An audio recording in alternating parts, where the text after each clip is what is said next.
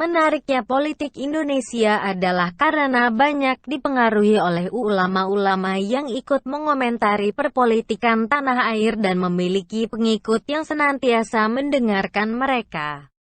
Setelah sebelumnya Tengku Zul membuat heboh dengan pernyataannya tentang 4.900 bidadari berikut ini, kini ada Abdul Somad yang rencananya akan dijadikan influencer vaksin oleh pemerintah. Ketika pertama kali virus corona marak di Indonesia, Abdul Somad adalah ulama yang sering menjadi bahan pembicaraan di kalangan masyarakat. Hal tersebut akibat perkataannya yang menyatakan bahwa corona adalah tentara Allah yang tidak akan menyerang Muslim, tapi akan menyerang kafir yang berbuat zolim terhadap Muslim. Abdul Somad mengambil contoh negara Cina yang dianggap menganiaya Muslim Uighur. Perkataan UAS tersebut akhirnya terbukti salah. Karena banyak negara Muslim juga terdampak pandemi yang satu ini sementara Cina mulai pulih. Bahkan Arab Saudi sebagai negara lahirnya agama Islam juga melakukan lockdown dan menutup ibadah haji. Belakangan beberapa ulama yang terkenal ahli dalam ilmu agama juga terkena virus ini. Contohnya, Said Akil Ketua PBNU, A'ajim, almarhum Syekh Ali Jaber dan bahkan Habib Rizik. Walaupun nama yang disebut terakhir tidak mengakuinya sebelum diungkap oleh kepolisian. Walaupun terbukti salah. Tapi Abdul Somad benar-benar mempunyai pendukung yang militan yang selalu membelanya dan percaya kepadanya. Terbukti beberapa hari lalu saat muncul tagar tolak vaksin. Ceramah Abdul Somad banyak dibagikan sebagai penguat untuk aksi tersebut. Video pada Desember lalu tersebut menyatakan bahwa UAS tak mau divaksin jika Indonesia tak memakai vaksin yang dipakai di Mesir dan Arab Saudi.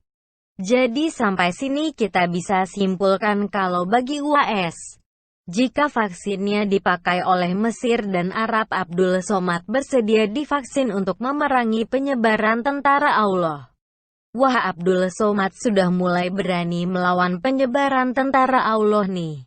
Kita juga tidak lupa banyak pendukung UAS yang adalah pengagum Presiden Turki Erdogan juga. Namun Presiden Turki tersebut mengikuti jejak Indonesia dan Presiden Jokowi yang juga divaksin.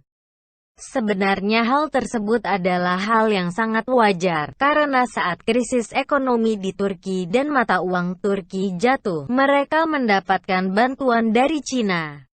Tapi tentu hal ini akan membuat para pendukung Erdogan yang juga pendukung Abdul Somad kebingungan, karena mereka tidak suka kepada Jokowi. Jika mereka menantang Indonesia menggunakan vaksin Cina artinya mereka tidak sepakat dengan Erdogan, tapi jika mereka setuju dengan Erdogan, artinya mereka sepakat dengan Jokowi. Akhirnya, mereka pura-pura tidak tahu apa yang dilakukan Erdogan dan kali ini menggunakan Mesir dan Arab sebagai patokan yang akan mereka ikuti. Ini adalah bukti kalau kebencian bisa membuat kita plin-plan dan melakukan standar ganda. Terlepas dari bagaimana UAS dan pendukungnya. Pada akhirnya pemerintah membuka opsi untuk mengajak Ustadz Ganteng tersebut menjadi influencer vaksin corona. Kira-kira UAS mau atau tidak ya? Berikut analisanya. Soal endorse sebenarnya bukanlah hal yang aneh buat UAS. Sudah beberapa kali beliau di-endorse untuk mempromosikan calon pemimpin, mulai dari calon wali kota Medan hingga calon presiden seperti Prabowo. Apalagi MUI juga sudah mengeluarkan fatwa suci dan halal. Tapi yang menjadi masalah UAS sering mengkritik pemerintah dan setia menjadi oposisi.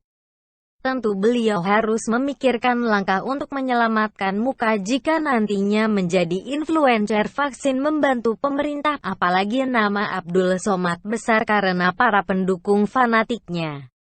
Faktor MUI menurut penulis tidak akan terlalu jadi pertimbangan UAS. Walaupun MUI pernah membantu UAS saat kasus penghinaan agama Kristen, tapi itu adalah MUI yang lama.